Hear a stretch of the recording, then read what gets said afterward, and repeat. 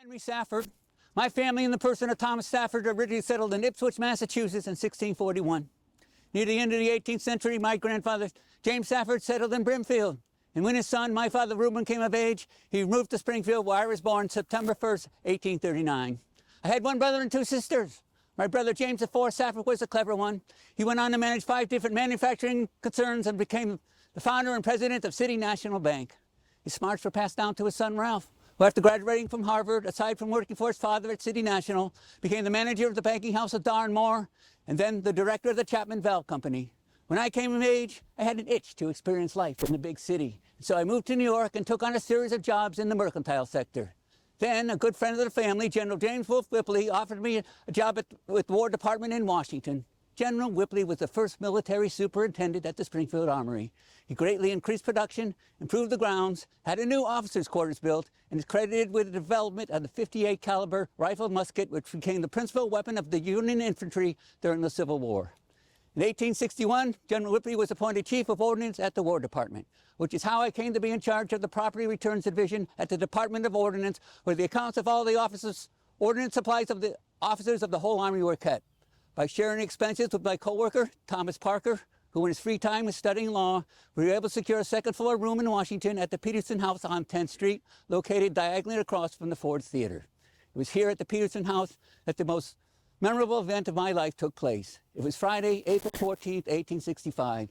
We'd come to our rooms directly after dinner and intended to remain there. The night before, we'd been out quite late doing our part with the multitudes in the celebration of General Lee's surrender. And therefore, on this memorable night, we were quite tired and planned to spend the evening at home. Around 10 o'clock, we heard quite an unusual commotion outside. And my roommate remarked that it was too early for the theater to be out yet. I said yes. And I went to the window, and I saw the provost guard running about as though looking for someone, and the audience rushing onto the theater. They seemed so hesitant and acted so panic-stricken that I raised the window and sang out to those below, asking what the matter was, and was answered that President Lincoln had been shot. I was soon down at the door and crossing the street, edging my way through the crowd, halfway to the theater, and finding it impossible to go any further as everyone acted so crazy or mad that I retreated to the steps of my house. Some 5 minutes later, Lincoln was borne out of the theater. And when the bearers of the president were halfway across the street, one of the leaders asked, "Where can we take him?" And as there was no reply from any other house, I cried, "I'll bring him here." Because the family with whom I was living, the Petersons, worthy Germans, were away. I should perhaps not have felt free to offer them the use of the house, had others opened their door promptly. Otherwise, they might have carried him into a house more directly opposite. On either side of our house, the residents, I am told, were either secessionists or not very loyal. Ours was a 3-story brick house with 2 parlors on one side of the hall and a stairway on the other. The parlor doors were locked, and so Lincoln was carried through the hall to a light, airy bedroom at the rear, as it would have been inconvenient to carry him upstairs. Besides, time was precious. The first thing the doctors did was ask for hot water bottles. I rushed about and found some. These were applied to his feet, and mustard plasters were used freely to keep up the warmth and circulation. And this is how I came to witness Lincoln die. He passed away slowly, however, so that the exact moment that he breathed his last is probably not known. Several times during the last few hours that he was living, he seemed to have expired. And the grief-stricken spectators of the dramatic ending of his devoted life held their breath, fearing to hear the attending surgeon announce his death. Only once was it observed that he showed the slightest sign of being conscious, and that was when he made an effort to move, but it was only for a second. How strange it seems to me now when I think of the excitement of that night. I could not realize at the time what a tremendously historic and important scene I was witnessing. What the whole nation was shocked to hear the next morning was taking place in my presence before my very eyes. The statement has been made that on account of the extreme height of Lincoln, the bed was not long enough to hold him, and accordingly, he was laid upon a mattress upon the floor. But this is not true. He was laid upon the bed, which belonged to a plain bedroom set, but when placed crosswise, could lie stretched out. There were 2 or 3 incidents which took place during this long night of distress, which I will relate to you. I have a piece of white lace which is torn from a long scarf worn loosely by Mrs. Lincoln around her head. She was detained at the theater for an hour after her husband was taken out on account of her nervous condition. And when she did arrive at the house, she rushed in with such great haste that somehow the end of her scarf caught in the doorway and was torn off. And as the piece was discarded, I took possession of it. Gradually, over the years, I have presented women I have courted with little pieces of it, till I had what one tiny piece left. I happened to be in the hallway when Mrs. Lincoln entered and heard her cry frantically, "Where is my dear husband? Where is he? Where is he?" Before they would allow Mrs. Lincoln to see her husband, they made her promise to remain calm while in the room. But before she reached his bedside, she manifested such grief and anguish that she soon gave way. All those who have said or written anything amiss reflecting upon Mrs. Lincoln's love for her husband could not have done so had they witnessed what I did on that night. She had to be dragged away from the president by main force and was so delirious that a physician had to attend to her. And that was when spirits of camphor were called for. And as there was no one in the house who knew where it was, I started on a run down the street to a drugstore to buy some. Upon reaching the first street, I was stopped by some soldiers who had taken up positions on each street running at right angles to 10th Street. I had no trouble at all going out through the line, but upon returning, 2 guards were sent back to the house with me to satisfy the officer in charge that I was entitled to pass in. While looking out of my back window at times during the night, I noticed an unusual glistening against the sky, which turned out to be bayonets of some of the soldiers who had been posted on the roofs of some of the houses surrounding ours.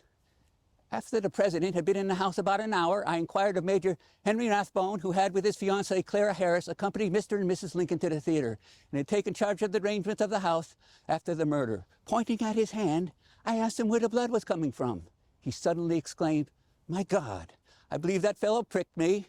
And sure enough, upon removing his coat, he found he'd been stabbed just above the elbow. He was a brave and plucky man. For all the time since the president's fatal shot was fired, he has given his whole attention to relief and care of the president without once thinking of himself, and was so faint from the loss of blood that after dressing the wound, the doctor had to take him home. The president died about 7 o'clock the following morning. They're not nearly all of the distinguished men present that have been reported as being there. Of the prominent men, there were Speaker of the House, Shula Colfax, Secretary of War, Edwin Stanton, Massachusetts Senator Charles Sumner, Postmaster General Dennison, and Secretary of the Navy Gideon Welles. The rest of those present, besides the surgeons, were people rooming at the house. I have found that the double picture in Frank Leslie Illustrated newspaper of April 20th, 1865 to be the most accurate of those that have gotten out. Not all of the notable men pictured were there at the time, but had been within a few hours of Lincoln's death. The authenticity of the pictures is vouched for by a certificate signed by those present at the house, among them myself. Could you please pass this around?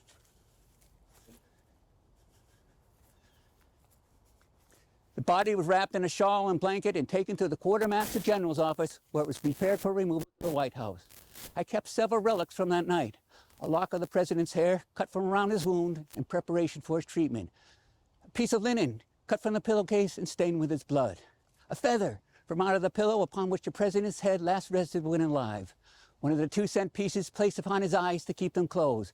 Gold and silver in those days were not plentiful in people's pockets, and copper was used. I have many other relics as equally interesting. A remarkable coincidence, I must tell you. There was an actor named Matthews who some weeks before the assassination had occupied the same back bedroom into which Lincoln was taken. And in this room, Booth, the assassin, had visited him. And here, it is rumored, he endeavored to prevail on him to take part in the murderous plots he was arranging. But this is only speculation. At the time of Lincoln's death, the room was occupied by Mr. Clark, who was away that weekend. It is a remarkable thing, too. It is a singular thing, too, that the first vote I ever cast was for Abraham Lincoln. It was in New York City. I was employed at a wholesale house whose trade was wholly in the South, and they naturally expected every man connected with the establishment to vote for a Democrat. And we all felt afraid to vote any other way. I hesitated until it came time to vote. Then I decided that I would do what I thought was right, and so voted for Lincoln.